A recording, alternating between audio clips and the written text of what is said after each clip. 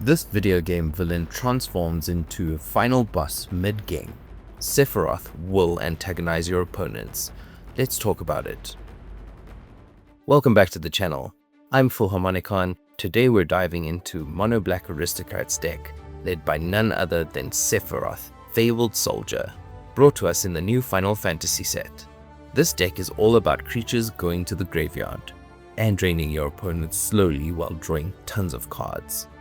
Sephiroth, Fabled SOLDIER is a 3/3 human avatar soldier for 3 mana, 1 black and 2 colorless, that reads, whenever Sephiroth enters or attacks, you may sacrifice another creature. If you do, draw a card. And whenever another creature goes to the graveyard, target opponent loses 1 life, and you gain 1 life. But if this is the 4th time this ability resolves in a turn, he transforms. When that happens, Sephiroth becomes a 1-winged angel, a 5/5 flying angel nightmare avatar. You get an emblem that says, whenever a creature goes to the graveyard, target opponent loses 1 life and you gain 1 life.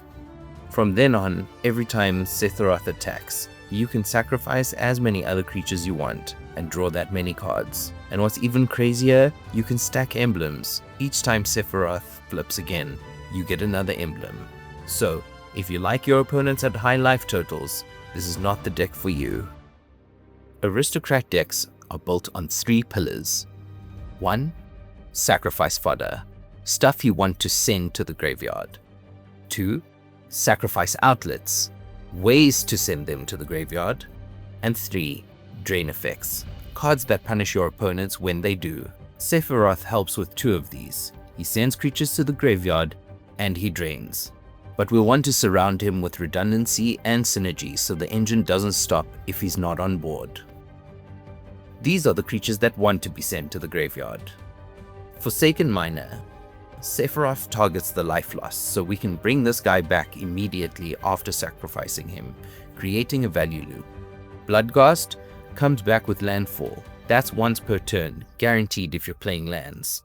Reassembling Skeleton, 9 lives familiar, Nether Trader. All come back with some kind of trigger or mana payment. Gravecrawler comes back if you've got a zombie, and yes, we do have zombies. Ophiomancer makes a snake every turn if you don't have one. Great sack fodder on a reliable clock. Bitter Blossom, a classic. 1 fairy per turn, no effort needed. Jadar, Ghoul Caller of Nephalia, makes a decayed zombie at the end of your turn. Dreadhorde Invasion, zombie token at the start of your turn. Endrek Sar, Master Breeder, floods the board with thralls as you cast creatures. All these cards give us the corpses we need to feed the drain machine. Now, we need ways to actually get these creatures into the graveyard on our terms. Viscera Seer, Carrion Feeder, just pay nothing, sack at will. Seer gives you scry, Feeder gets really big. Woestrider comes in with a goat token and scries every time you sack. Ashnod's Altar, Phyrexian Altar, and Warren's Soul Trader. These do double duty, sacrifice for value and mana. Great for explosive turns. Altar of Dementia. This is an alternate win con if you want to deck people out. Spawning Pit lets you store up creature deaths as future tokens. Super grindy and surprisingly useful. Sephiroth does this already, but it's even better when the pain stacks. Blood Artist, double the drain. Zulaport Cutthroat hits each opponent, not just one. Marionette Apprentice comes in with a token and drains your opponents. Sir Conrad the Grim deals damage for any graveyard activity. Bonus points for punishing opponents' creatures too. Bastion of Remembrance, more drain, more tokens. Funeral Room and Awakening Hall. This card drains opponents and recovers creatures later on.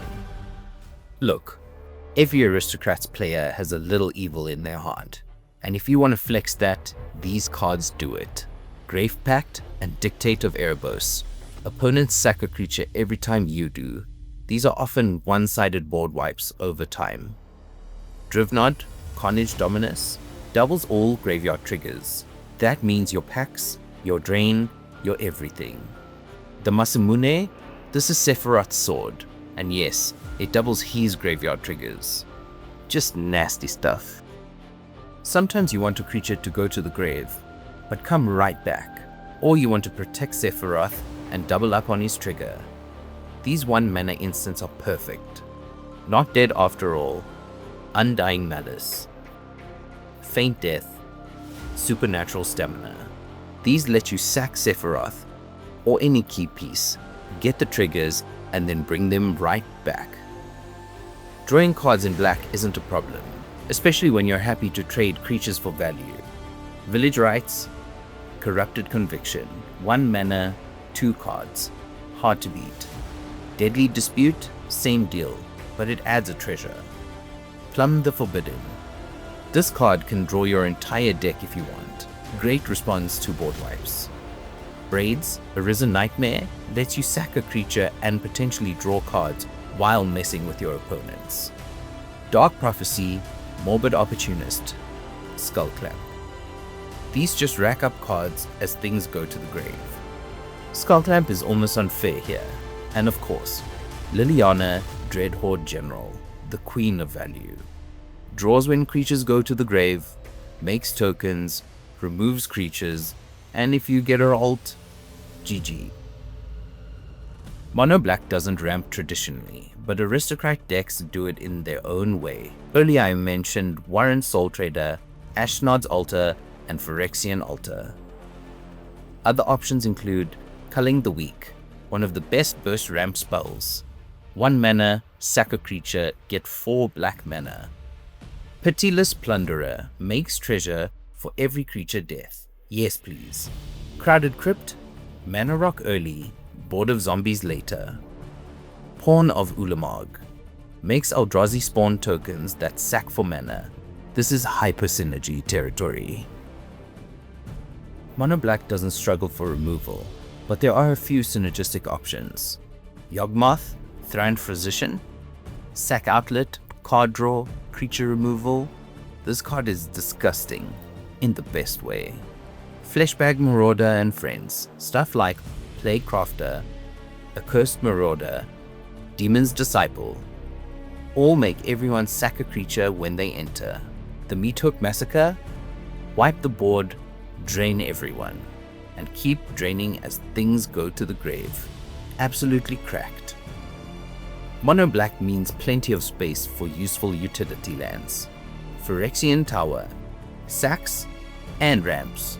Midgar, City of Mako, it's either a land or a deadly dispute. Witch's Cottage, get a creature back, no spell required. High Market, free sack outlet in land form. Malakia Rebirth, land or protection spell. Flexibility is king. Agadeem's Awakening, late game recursion bomb. You'll often have 3+ creatures worth getting back. This deck includes a few clean combos to help close out the game once the engine is rolling. Warren Soul Trader plus Gravecrawler or Forsaken Miner plus any drain effect.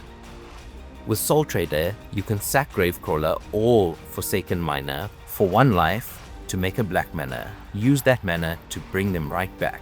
If you have Sephiroth or any other drain effect that gains 1 life, the 1 life lost gets refunded, so you can loop this infinitely. Reassembling Skeleton plus Pitiless Plunderer plus a mana sack outlet. Sack Skeleton to something like Ashnod's Altar, make mana and a treasure thanks to Pitiless Plunderer. Use that to bring the skeleton back. Again, with the drain effect on board, this becomes infinite life drain and mana. Sephiroth is an excellent choice for Mono Black Aristocrats. He gives you value on the front and brutal inevitability on the back. What's really cool is that the deck functions even if Sephiroth isn't out, but he really pops off once he starts flipping and stacking emblems. You'll be drawing half your deck and draining for 12 a turn before your opponents realize what hit them. Thanks so much for watching. If you enjoyed the video, please consider giving it a like and subscribing to the channel. It really helps. Let me know in the comments how you would build Sephiroth and if there's any synergy I missed. See you next time.